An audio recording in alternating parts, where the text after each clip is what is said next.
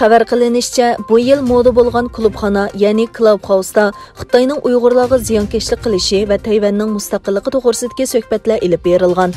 Lekin Michael Anti ismli bir muxbirning bildirishicha, Xitoyning ba'zi shaharlarida klubxona detaliga kirish cheklangan. Egilanishicha, bu detal Xitoydagi erkin fikrlashi simvoliga aylangan bo'lib, cheklamaga uchirishi diqqatni tortdi. İjtimoiy aloqa to'riga qattiq tekshirish elib boradigan Xitoyda klubxona qo'llanishchan programma ishlatuvchilari dushanba kechdan boshlab xatolik uchuri topshirib olishga boshlagan.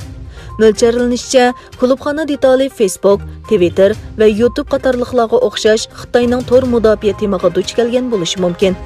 Xitoy klubxona ishlatuvchilari Sharqi Turkistondagi Uyg'ur lagerlari, Tayvanning mustaqilligi va Hong Kongdagi talash tortishliq davlat bexatarlik qonuni qatorliq temalarni ko'p muzokara qilgan.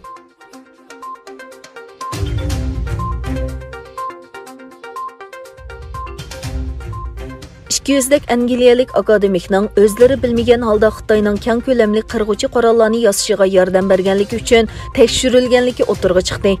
Times gazetining xabariga qaraganda 200lik akademik eksportni kontrol qilish qonuniga xiloflik qilish gumoni bilan tekshirilgan bo'lib, bu intayin sezgur bilim mulk huquqining dushman davlatlarga o'tinib berilishining oldini olishni maqsad qilgan.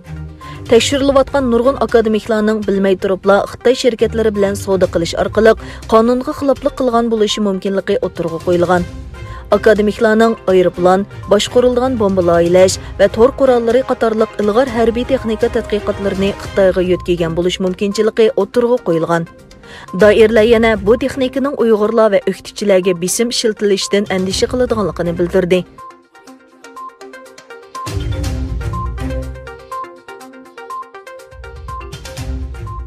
Xitoy Amerika dengiz armiyasining 2 aviamatkasining Janubiy dengizda birlashma manevr o'tkazishiga inkos qaytardi.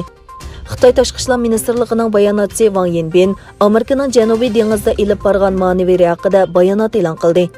Bayonotchi Wang Xitoy zarur bo'lgan tadbirlarni qo'llanib, davlatining egilik huquqini va bexatarlikni qat'iy iroda bilan qo'g'daydi hamda rayondagi davlatlar bilan birlikda Janubiy dengizning tinchligi va muqimligini qo'g'daydi dedi.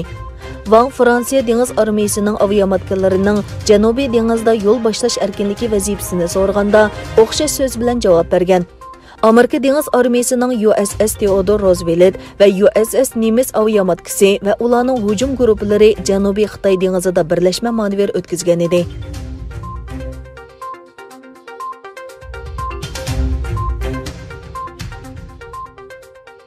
Xitoyda Wuhan virusining yiltizini tekshirayotgan Dunyo Sog'liqni tashkiloti hay'ati virusning tajribaxonadan chiqmaganligini, virus manbasining shaparang bo'lishining zo'r ehtimolli ekanligini bildirdi. Dunyo Sog'liqni tashkiloti bilan Xitoy hay'ati muxbirlarni kutib olish yig'ini o'tkazib, Wuhandagi tekshirish natijalarini e'lon qildi. Dunyo Sog'liqni tashkiloti hay'atining bildirishicha, Wuhan virusining to'nlatilgan mahsulot zanjiridan tarqalgan bo'lishi ehtimolligi bo'lsa, yuqori ekan.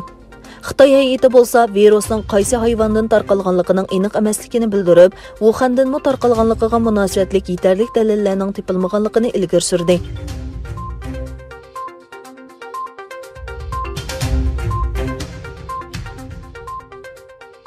Sobiq prezident Donald Trumpning vazifasidan ilib tashlanishi uchun sotlanishning asosiy qonunga uyg'un yoki emasligiga bilat tashlashda Amerika Kengash palatasi sotining asosiy qonunga mos keladiganligini qaror qildi. 6 yanvardagi parlament hujumi sababidan Trumpning sotlanishi haqida ichilgan Kengash palatasi umumiy majlisining birinchi kuni vazifa muddati to'shgan prezidentni sotlash yoki sotlamaslik to'g'risida bilat tashlash elib berildi. Bilat tashlashda 44 Kengash palata a'zosi Trumpni sotlashning asosiy qonuniga xiloflik ekanligini, 56 Kengash palata a'zosi bo'lsa sotning asosiy qonuniga uyg'un ekanligini bildirdi. Diqqat qilishga arziydigani shuki, demokratchilarning 50 Kengash palata a'zosidan boshqa 6 Jumhuriyatchilar partiyasining Kengash palata a'zosi Trumpga qarshi bilat tashlagan.